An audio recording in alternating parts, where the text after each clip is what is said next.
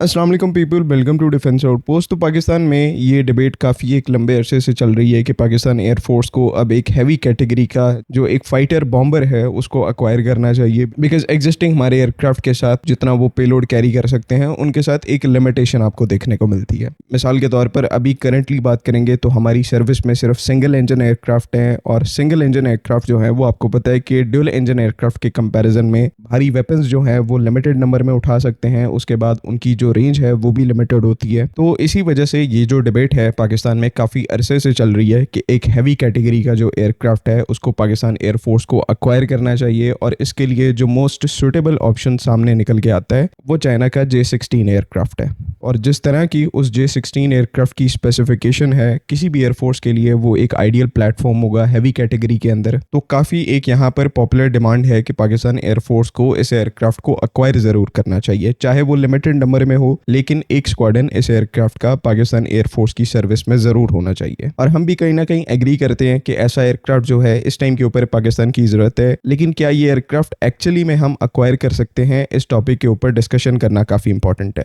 Because ये जो पूरा टॉपिक है पाकिस्तान एयरफोर्स के लिए J-16 एयरक्राफ्ट की परचेज का, इससे रिलेटेड कुछ ऐसे फैक्ट्स और डिटेल्स हैं जिसके बारे में 90% लोगों को नहीं पता। तो कोशिश यहाँ पर करेंगे कि ये जो सारी डिटेल्स हैं वो इस वीडियो में आपके सामने रखें। और इन सब का जो आगाज़ है, शुरू है, वो 1996 से होता है। 1996 की बात है। सोवियत यूनियन को टूटे हुए अभी कुछ ही साल हुए थे, और यहाँ पर जो नई कंट्री बनी जिसका इस टाइम के ऊपर नाम रशिया है, तो उसकी जो उस टाइम की डिफेंस इंडस्ट्री है उसके पास फंड्स की बहुत ज़्यादा कमी हो गई थी। और सेम इसी टाइम के ऊपर चाइना की जो इकोनॉमी है वो इस टाइम के ऊपर बहुत तेज़ी से ग्रो कर रही थी। तो 90s के एरा में चाइनीज़ मिलिट्री ने यहाँ पर एक अपॉर्चुनिटी देखी, और रशिया की सुखोई ब्यूरो के साथ उन्होंने जो रशिया के फ्लैंकर सीरीज के एयरक्राफ्ट हैं Su-30, Su-35, इन सब एयरक्राफ्ट को लाइसेंस मैन्युफैक्चर करने का जो एग्रीमेंट है उसको रशिया के साथ साइन कर लिया। और क्योंकि यहाँ पर रशिया की डिफेंस इंडस्ट्री को फंड्स चाहिए थे और चाइना की डिफेंस इंडस्ट्री को प्रूवन डिजाइन चाहिए थे, तो दोनों पार्टीज की तरफ से इस एग्रीमेंट के ऊपर साइन किया गया। और रशिया के जो फ्लैंकर सीरीज के एयरक्राफ्ट हैं वो चाइना के अंदर मैन्युफैक्चर होने लगे, और चाइना में इनको J सीरीज के नाम से जाना जाता है, यानी कि J-11, J-15 और J-16 जैसे एयरक्राफ्ट। 1990s के बाद फिर 2010, 12, 15 और 20 इस पूरे एरा के दरमियान जब चाइना की जो इकोनॉमी है उसने एक्सप्लोड करना स्टार्ट कर दिया, इनके पास फंड्स आना शुरू हो गए, इन्होंने मिलिट्री R&D के ऊपर इन्वेस्ट करना शुरू कर दिया। तो इसका जो डायरेक्ट एक एडवांटेज है वो इन J सीरीज के एयरक्राफ्ट को हुआ, जहां पर कोर डिजाइन तो सिमिलर था जो कि रशियन सुखोई ब्यूरो का था, लेकिन इनके जो इंटरनल एवियोनिक्स और वेपन सिस्टम है उसमें चाइना ने बहुत बड़ी इंप्रूवमेंट करना शुरू कर दी। और इंप्रूवमेंट करते करते इस टाइम के ऊपर अगर आप बात करेंगे तो फ्लैंकर सीरीज के एयरक्राफ्ट में चाइना के जो J-11, J-16 सीरीज के एयरक्राफ्ट हैं उनकी कैपेबिलिटी अनमैच्ड है। इवन यहाँ पर अपने जो ओरिजिनल काउंटर पार्ट्स हैं यानी कि Su-27, Su-30, Su-35, उनको भी अब इस टाइम के ऊपर ये आउट मैच कर चुके हैं कैपेबिलिटी के अंदर। सिर्फ यहाँ पर अगर आप J-16 की बात करेंगे तो उस एयरक्राफ्ट के अंदर चाइना ने अपना एक 2600 TR मॉड्यूल्स का EESA रेडार लगाया हुआ है, जो कि अप फ्रंट 500 किलोमीटर की रेंज प्रोवाइड करता है। इन एयरक्राफ्ट का वेपन्स पैकेज देखेंगे तो दुनिया की बेस्ट BVR मिसाइल्स जो कि इस टाइम के ऊपर चाइना प्रोड्यूस कर रहा है, PL-15, PL-16, उसके बाद एवैक्स किलर PL-17, सारे ही जो वेपन सिस्टम है उनको चाइना ने J-16, J-11 और J-15 जैसे एयरक्राफ्ट के साथ इंटीग्रेट किया हुआ है। और ये अगेन चाइना के जो J सीरीज के एयरक्राफ्ट हैं उनको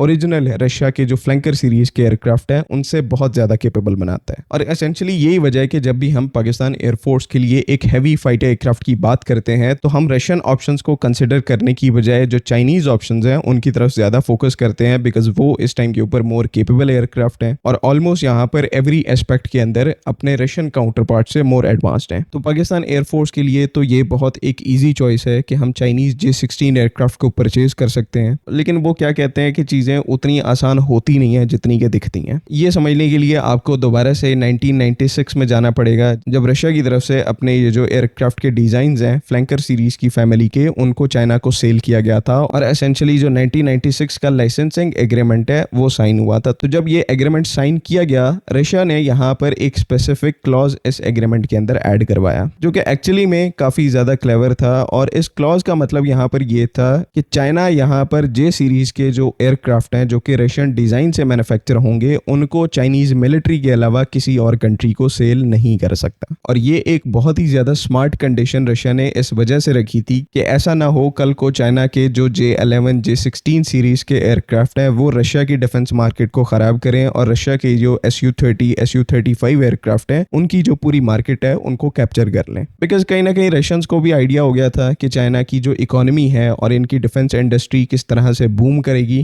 किस तरह से नेक्स्ट जनरेशन टेक्नोलॉजीज के ऊपर आगे चलकर ये काम करेंगे, और इन्हीं के एयरक्राफ्ट के जिनको रशियंस और इससे पहले सोवियट्स ने डिजाइन किया है उनके बेटर वेरिएंट बनाएंगे। ऐसे में अगर J16 जैसे एयरक्राफ्ट एक्सपोर्ट के लिए ओपन होते हैं तो ऑब्वियसली बाकी जो कंट्रीज इस टाइम के ऊपर रशियन एयरक्राफ्ट परचेज कर रही हैं उन्होंने चाइना से J16 एयरक्राफ्ट को परचेज करना था और ऐसे में रशिया को इसका बहुत ज्यादा नुकसान होना था। तो अपनी डिफेंस इंडस्ट्री को प्रोटेक्ट करने के लिए चाइना को उन्होंने डिजाइन तो प्रोवाइड किए, साथ ही साथ एक रिस्ट्रिक्शन भी प्रोवाइड की कि वो इन एयरक्राफ्ट को चाइनीज मिलिट्री के अलावा किसी कंट्री को सप्लाई नहीं कर सकते, और इनमें J16 एयरक्राफ्ट भी इंक्लूडेड है। सिर्फ ये उस केस में हो सकता है अगर रशिया की तरफ से इसके लिए स्पेसिफिक अप्रूवल मांगा जाए और रशिया इस रिक्वेस्ट को अप्रूव कर दे। यानी कि अगर पाकिस्तान को J16 एयरक्राफ्ट परचेज करना है तो सबसे पहले जो रिक्वेस्ट है वो चाइना के थ्रू रशिया को जाएगी, नेगोशिएशन होगी, और देन अगर रशिया इस रिक्वेस्ट को अप्रूव करता है तो फिर कहीं जाकर चाइना पाकिस्तान को ये J16 एयरक्राफ्ट जो है वो सेल कर सकता है या फिर प्रोवाइड कर सकता है। तो ऐसा यहाँ पर बिल्कुल केस नहीं है कि बिल्कुल ही इम्पॉसिबल है कि J16 एयरक्राफ्ट जो है वो पाकिस्तान एयरफोर्स को नहीं मिल सकता। जस्ट अगर पाकिस्तान एयरफोर्स यहाँ पर अपना माइंड थोड़ा सा सॉलिड बना लेती है और इसके लिए हम एक लंबे प्रोसेस से गुजरने को तैयार हो जाते हैं कि रशिया से पहले नेगोशिएट किया जाए, उनसे अप्रूवल लिया जाए एंड देन चाइना के साथ नेगोशिएट करके ये एयरक्राफ्ट जो है वो अपनी सर्विस में शामिल किए जाए, तो ऐसा बिल्कुल हो सकता है। लेकिन वही बात कि इस वीडियो का मकसद आपको समझाना था कि J16 को अक्वायर करने में पाकिस्तान को क्या मुश्किल आते हैं और एक्चुअल में किस प्रोसेस से गुजर कर ही हम इस एयरक्राफ्ट को अक्वायर कर सकते हैं। जिन लोगों का ये आर्गुमेंट है कि रशिया इंडिया की तरफ से इस बात के ऊपर कभी भी एग्री नहीं करेगा, तो उनके लिए RD-93 और RD-93MA जो जेट इंजन है जो कि रशिया मैन्युफैक्चर करता है उसका केस सबके सामने है कि डिस्पाइट यहाँ पर इंडिया की तरफ से मल्टीपल रिक्वेस्ट की गई रशिया को कि ये इंजन जो है इसको पाकिस्तान को प्रोवाइड ना किया जाए, स्पेशली जो अपग्रेडेड MA वेरिएंट है उसको लेकर इंडिया ने बहुत जोर लगाया, रशिया को रिक्वेस्ट की कि ये पाकिस्तान को इंजन ना प्रोवाइड किए जाएं। लेकिन फिर भी आज के टाइम पर भी वो जो इंजन हैं उनकी सप्लाई कंटिन्यू है, JF-17 ब्लॉक 3 को मैन्युफैक्चर किया जा रहा है और रशिया इन इंजन के जो स्पेयर पार्ट्स हैं उनको भी टाइम के ऊपर डिलीवर कर रहा है। तो इंडिया यहाँ पर इररेलेवेंट है, वो जो भी कहते हैं इससे रशिया की डिफेंस इंडस्ट्री को कोई फर्क नहीं पड़ता। बाकी पाकिस्तान एयरफोर्स के लिए J16 का जो केस है उसमें ऐसा है कि हमें थोड़ी सी ज्यादा एफर्ट करनी पड़ेगी अगर एक्चुअल में हमारा मूड है इस एयरक्राफ्ट को अक्वायर करने का। दूसरे वर्ड्स में पाकिस्तान एयरफोर्स किस हद तक जाने को तैयार है इस एयरक्राफ्ट को अक्वायर करने में, तो चीजें सारी उस पॉइंट के ऊपर डिपेंड करती हैं।